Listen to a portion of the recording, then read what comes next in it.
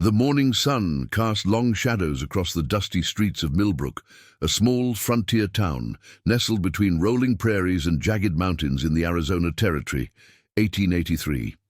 The rhythmic clang-clang of hammer on steel echoed from the blacksmith shop where 20-year-old Tom McAllister worked alongside his father Samuel.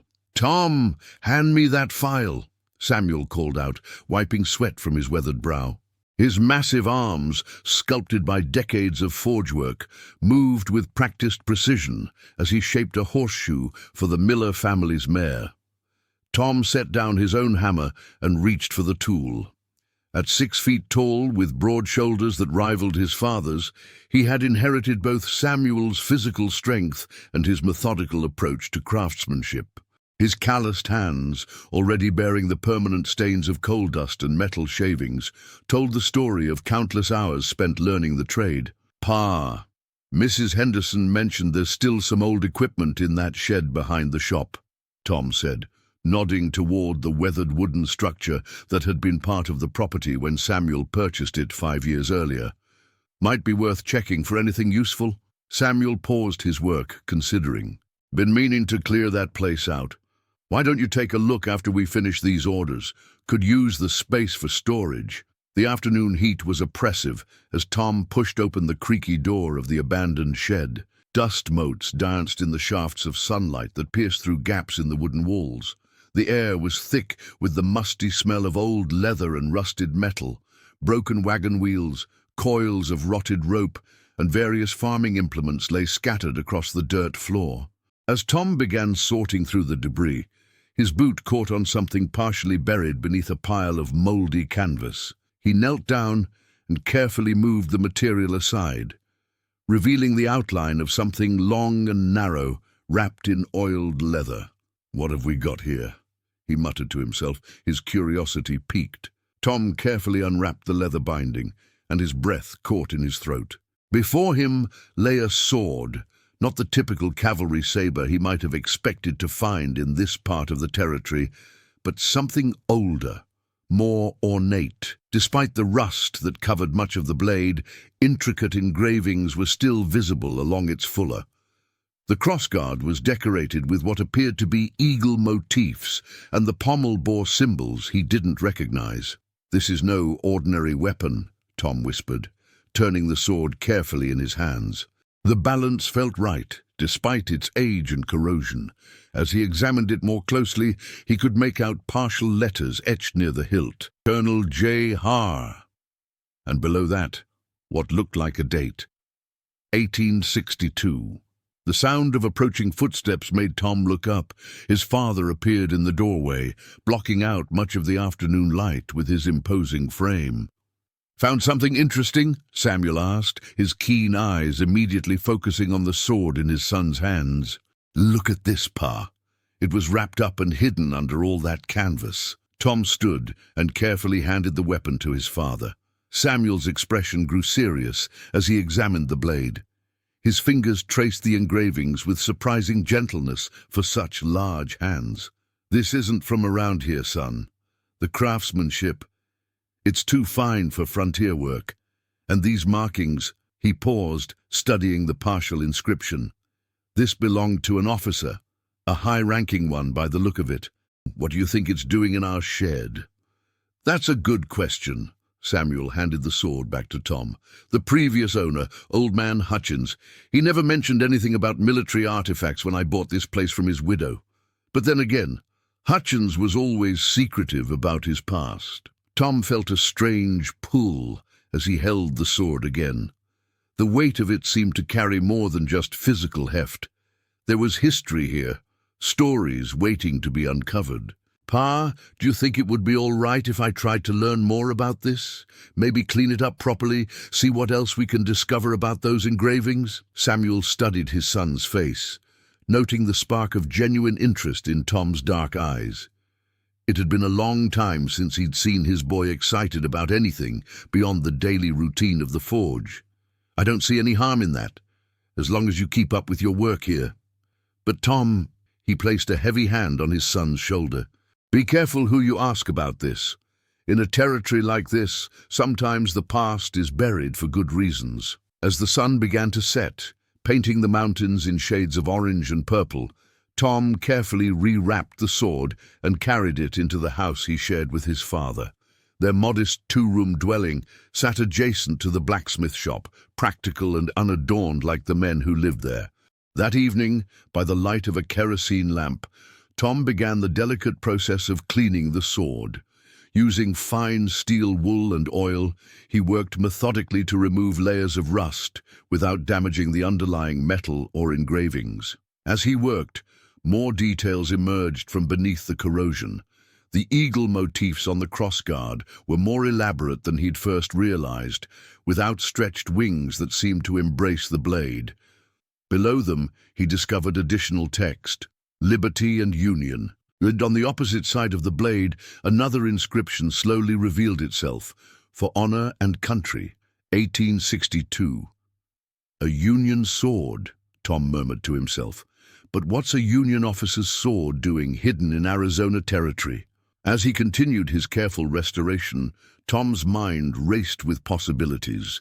The Civil War had officially ended 18 years ago, but its echoes still reverberated through the territories. Arizona had been divided in its loyalties, with some supporting the Confederacy and others remaining loyal to the Union. There had been skirmishes, raids, and plenty of opportunities for a sword like this to find its way west. But why hide it? And why wrap it so carefully in oiled leather, as if someone intended to preserve it? The more Tom cleaned, the more questions arose. Near the tip of the blade, he discovered what appeared to be a small maker's mark, a symbol he'd never seen before, resembling intertwined letters beneath a five-pointed star. As midnight approached, Tom finally set his work aside. The sword now gleamed with restored silver-blue steel, its engravings clear and readable. But instead of answers, the cleaning process had only deepened the mystery. He wrapped the sword carefully and placed it in his wooden chest, alongside his few personal possessions. As he extinguished the lamp and settled into his narrow bed, Tom's mind was already planning his next steps. Tomorrow, he would begin asking questions, carefully, as his father had warned. Outside, a gentle wind whistled through the mountains, carrying with it the distant howl of a coyote. In the darkness of his room, Tom couldn't shake the feeling that his discovery of the sword was just the beginning of something much larger. The weight of history seemed to press down on the small town of Millbrook, and somehow he had just become its keeper. The last thing Tom saw before sleep took him was the moonlight glinting off the edge of his wooden chest, as if the hidden sword within was calling to him, demanding that its story finally be told. The next morning dawned crisp and clear, with the promise of another scorching Arizona day ahead. Tom arrived at the forge earlier than usual, his mind still occupied with thoughts of the mysterious sword. As he stoked the fire and prepared for the day's work, he noticed his father watching him with knowing eyes. "Couldn't sleep either, could you?" Samuel asked, pumping the bellows to bring the coals to proper heat. "Keep thinking about that sword, Pa. About what you said, that sometimes the past is buried for good reasons." Tom picked up his hammer, but his grip was distracted. "What did you know about Hutchins anyway? Really know, I mean?" Samuel paused in his work, considering his words carefully. Ezra Hutchins was complicated. Came to Millbrook around 1868, maybe 69.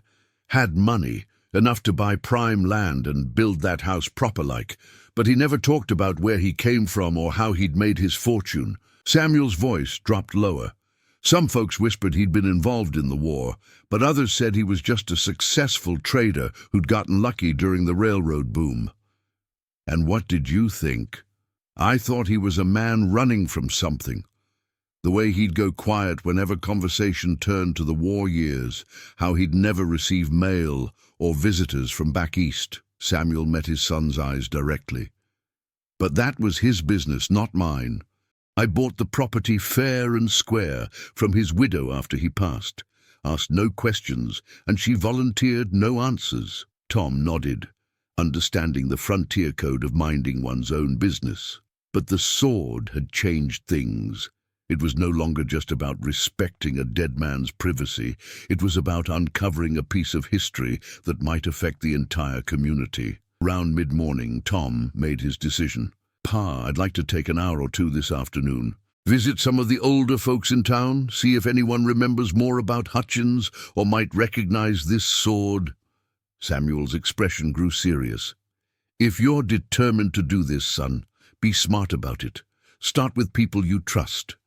Widow Patterson has been here since the town was founded. She knew everyone and everything that happened in those early days. And, Tom," he paused, "keep that sword wrapped up. Don't go showing it around openly." After lunch, Tom made his way down Main Street toward the small white cottage where Eleanor Patterson lived. At 73, she was one of Millbrook's founding residents and possessed a memory sharp as a steel trap.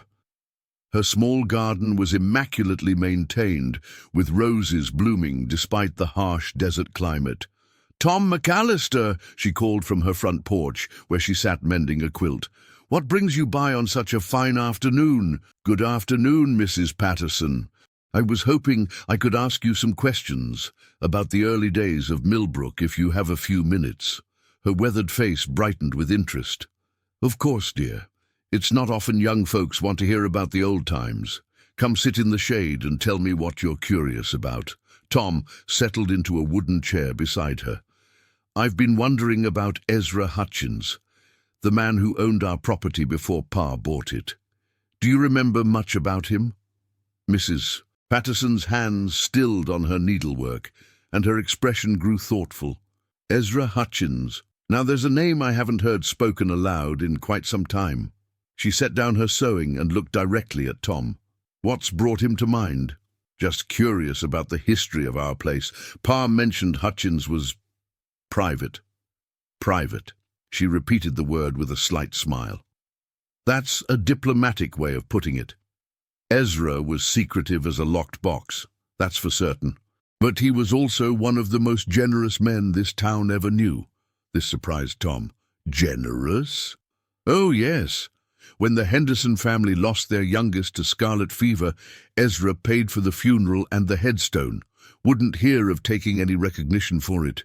When the church needed repairs after that terrible storm in 74, he anonymously donated enough lumber and nails to rebuild the entire roof." Mrs. Patterson picked up her sewing again, her fingers working automatically. "He helped more families than most folks ever knew about, always insisting it remain private." "That doesn't sound like a man with something to hide," Tom said carefully. "Doesn't it?" Mrs. Patterson's keen blue eyes studied Tom's face. "In my experience, young man, the people most eager to help others are often the ones carrying the heaviest burdens of guilt." The weight of her words settled between them. Tom chose his next question carefully. "Did he ever mention the war, his experiences during those years?" Mrs. Patterson was quiet for a long moment, her needle moving in and out of the fabric with practiced precision. "Once," she finally said. "It was during the winter of 78. Ezra had been drinking, not something he did often, mind you, and he came to see my late husband about some legal matter. I overheard him talking about the men I failed and decisions that haunted him every night. Days, when Robert pressed him about it, Ezra clammed up tighter than a new boot." "Did he say anything specific about what decisions or which men?" "No, but—" Mrs. Patterson hesitated, glancing around as if checking for eavesdroppers. "There was something else. About 2 years before he died, Ezra came by, asking if I knew any Union veterans living in the territory. Said he needed to set some things right before he passed on. I told him about Colonel Morrison over in Tucson and old Sergeant Walsh who runs the general store. But when I asked why, he just said some debts couldn't be paid with money." Tom felt his pulse quicken. "Did he ever follow up with those men?" "I believe he wrote to Colonel Morrison. Never heard what came of it, though Ezra seemed lighter somehow after that, like a weight had been lifted." Mrs. Patterson tied off her thread and looked directly at Tom. "Now, why don't you tell me what's really behind all these questions? You've got the look of a man who's found something he wasn't expecting." Tom debated how much to reveal. Mrs. Patterson had always been trustworthy, and if anyone in town could provide context for his discovery, it would be her.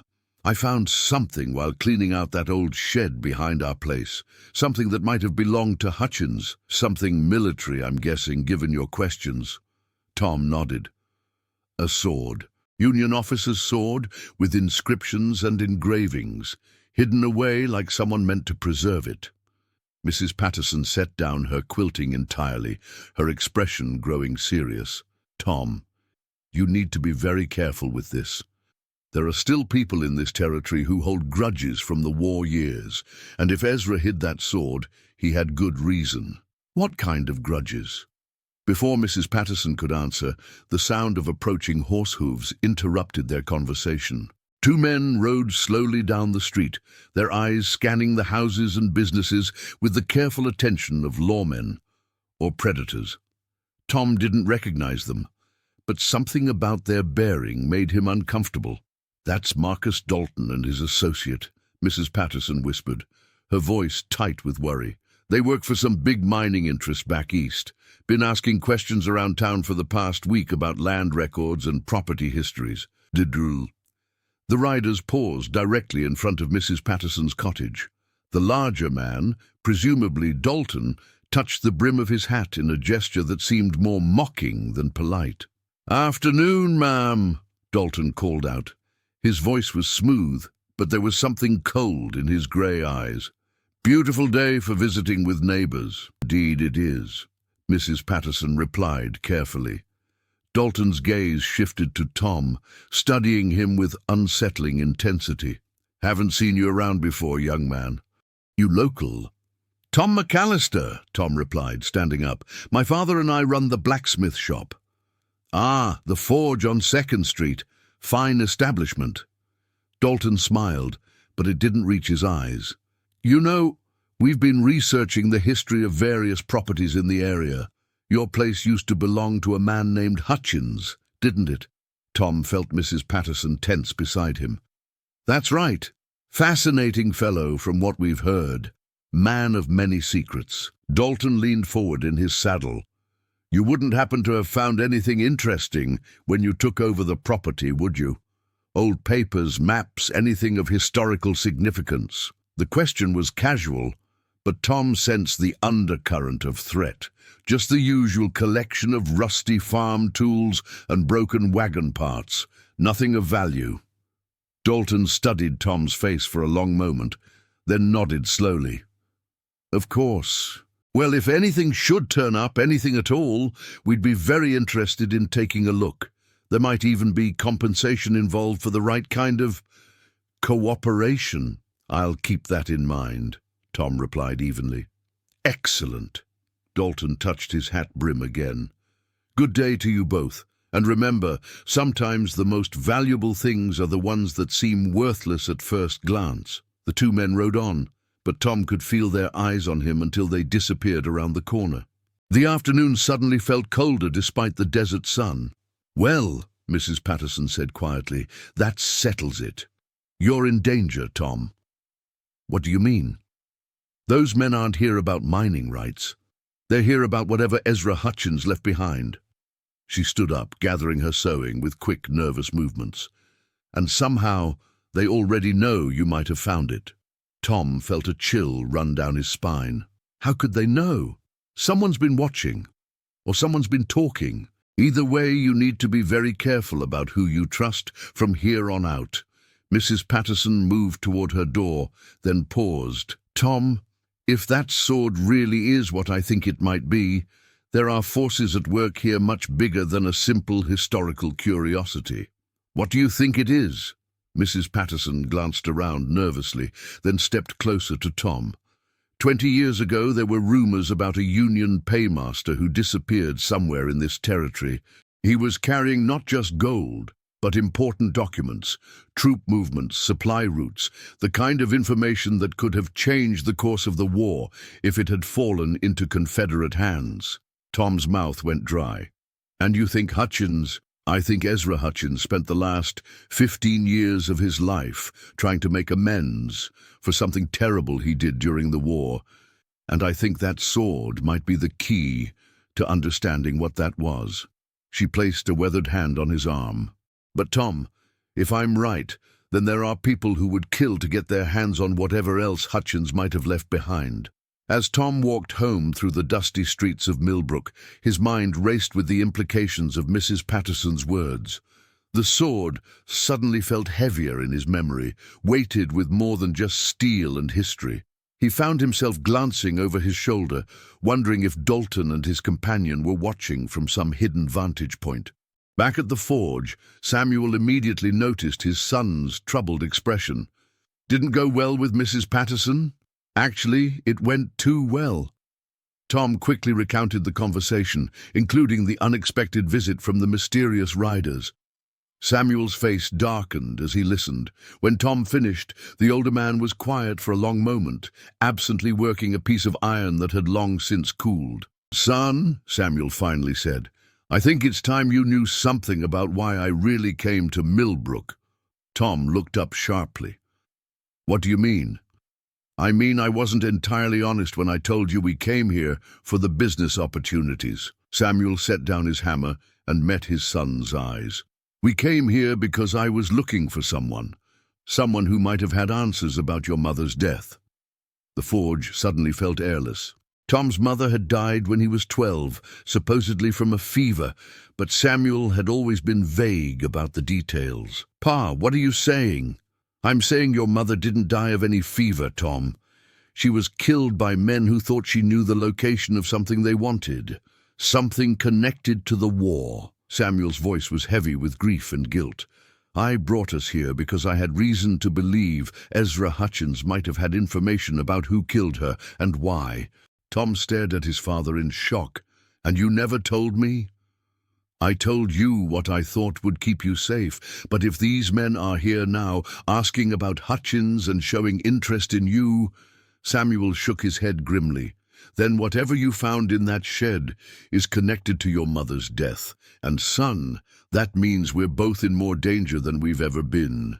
As the sun set over Millbrook, painting the desert landscape in shades of gold and crimson, Tom realized his simple discovery of a rusty sword had just become something far more personal and far more dangerous than he could ever have imagined.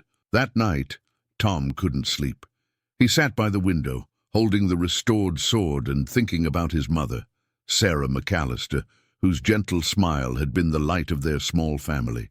The idea that she'd been murdered over some Civil War secret seemed impossible, yet the pieces were starting to fit together in terrible ways. "Can't rest either." Samuel's voice came from the doorway. Tom turned to face his father. "Tell me about Ma, the real story." Samuel sat heavily on the bed, looking older than his 52 years. "Your mother was a telegraph operator in Colorado during the war, smart as a whip with codes and communications. In 1864, she intercepted a message about a Union paymaster carrying gold and crucial documents through Arizona territory. The same paymaster Mrs. Patterson mentioned?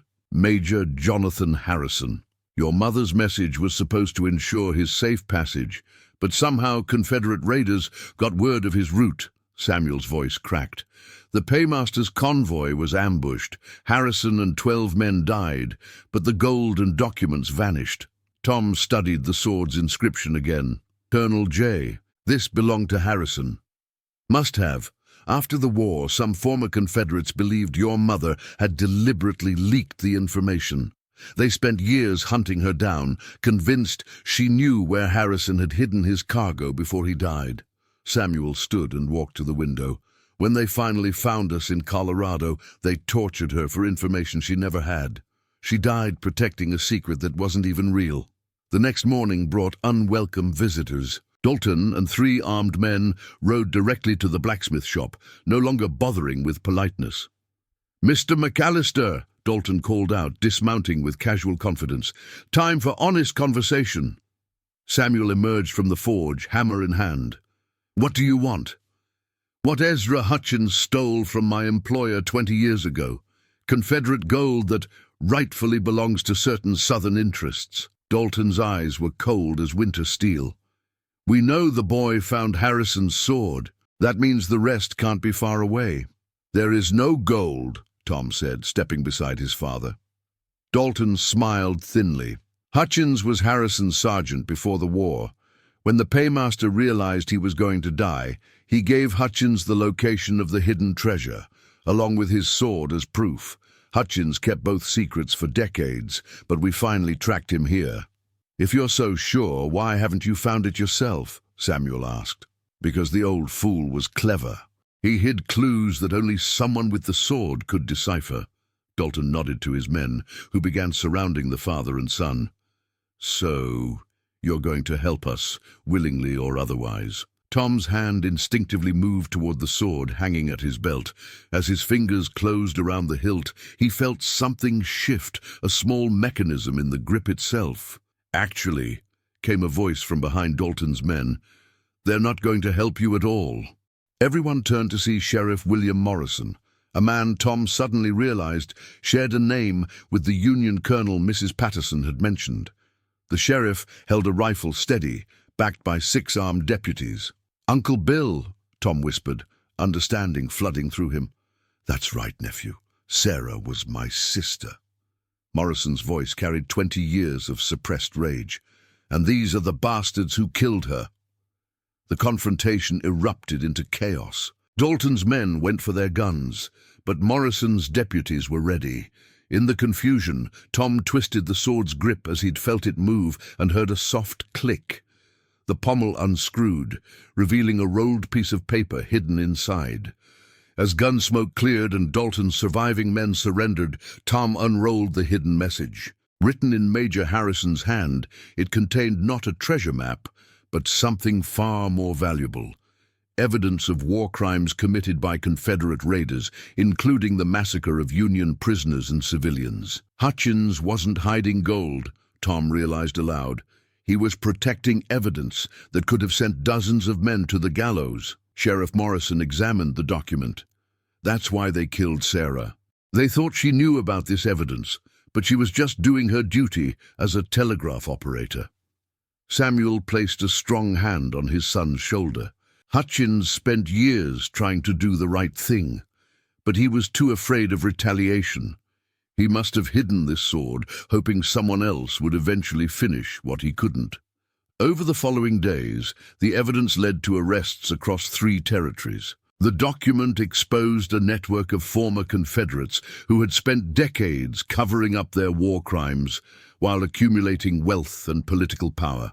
Tom stood with his father at his mother's grave, finally able to place flowers with full knowledge of her sacrifice.